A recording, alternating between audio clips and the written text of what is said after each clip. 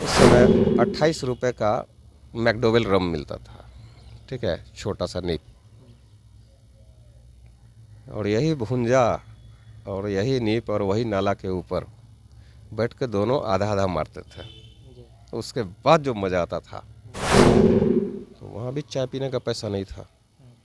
लेकिन पंकज भाई के साथ एक चीज़ था कि वो पढ़ने के बहुत दीवाने थे। उनके हाथ में हमेशा किताब रहती थी। एक बड़ा सेलिब्रिटी होने के बाद कोई आदमी कितना बदलता है, तो वो बदलाव पंकज त्रिपाठी में नहीं दिखेगा आपको। गए तो वही चीज़ याद कर रहे थे कि देखो लाइफ में इतना चीज़ हो गया, लेकिन वो वाला मज़ा नहीं है कि जो आधा आधा रम का नीप लेते थे। आनंद सर पे हम लोग तो बात कर ही रहे थे, इसी बीच आपने भी एक नाम ले लिया, हमने भी सोचा ही था, इंट्रो में भी बोला, पंकज त्रिपाठी।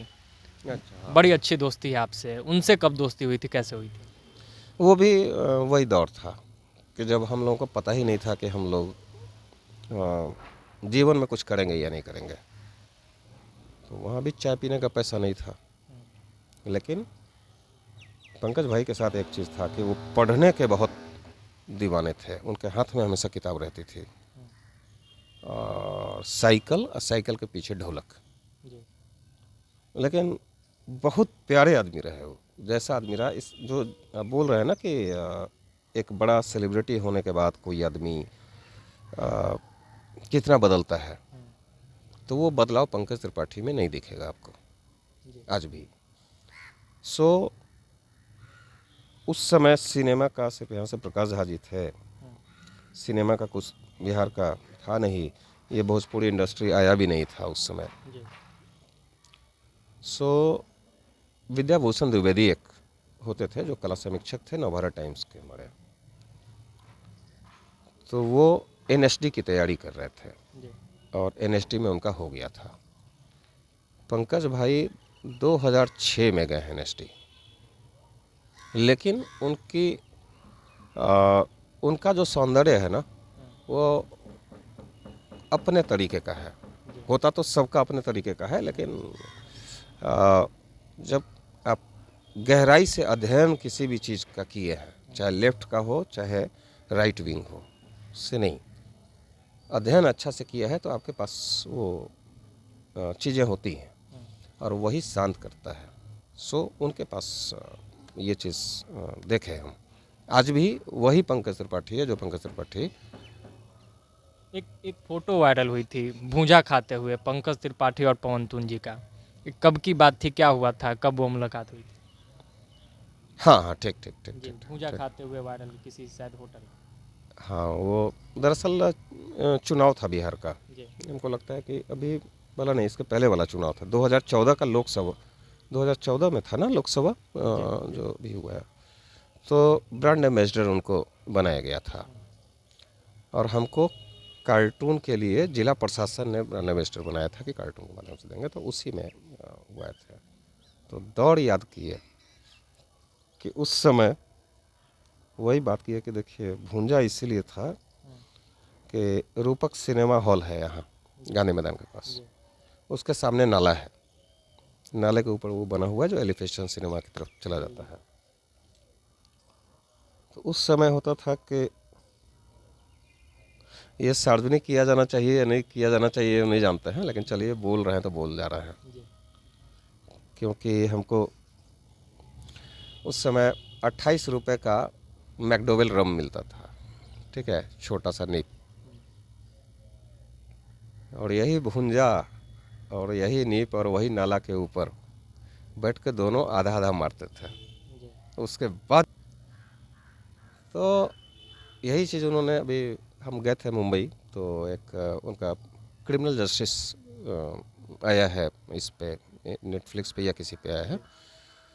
तो क्रिमिनल जस्टिस का शूट चल रहा था उस समय, बीबीसी ने साथ किया है।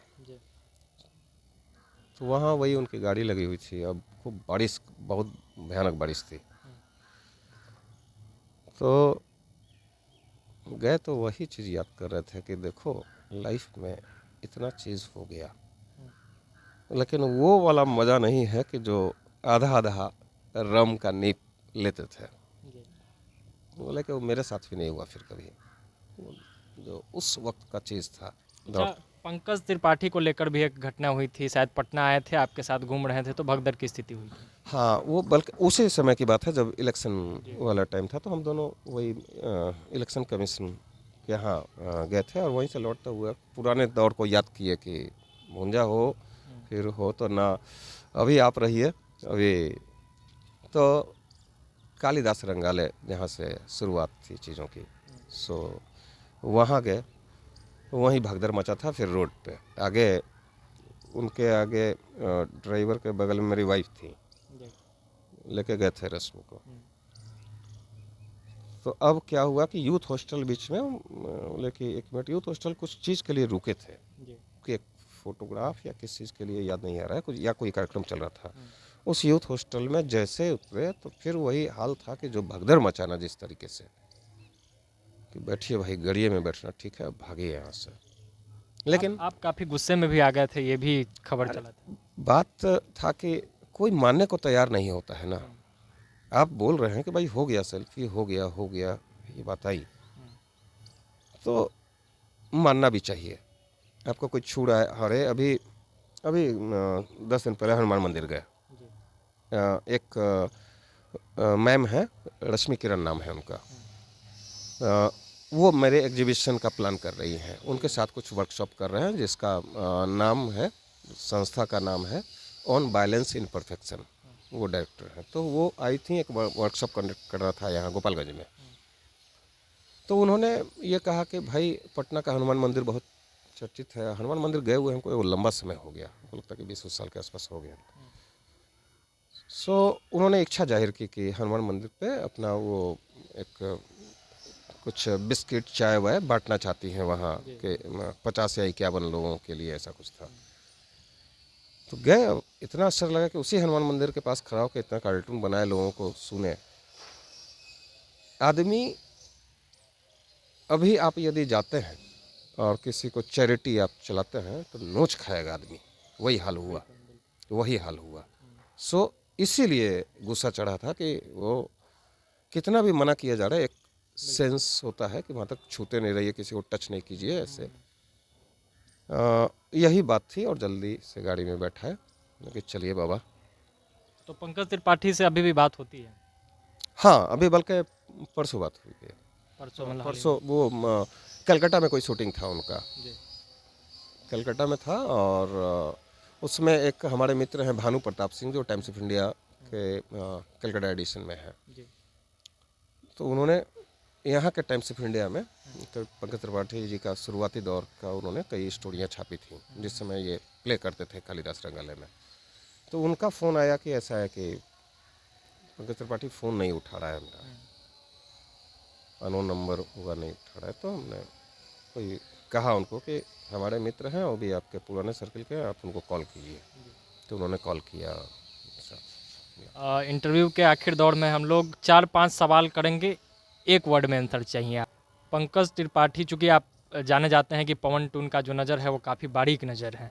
ऐसा नहीं है, बारीक नज़र है, बारीक कार्टूनवा नज़र बनाता है खाली। तो पंकज त्रिपाठी की सबसे कोई फिल्म जो आपको सबसे अच्छी लगी?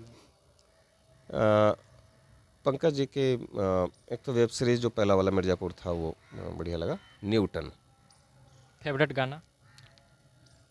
ये वाला है जो इस मूवी में आई है, ओ बेटा जी। इसके अलावा ऐसे ही रैंडम कोई गाना, मतलब उनका नहीं किसी और का भी? कौवा बिरयानी।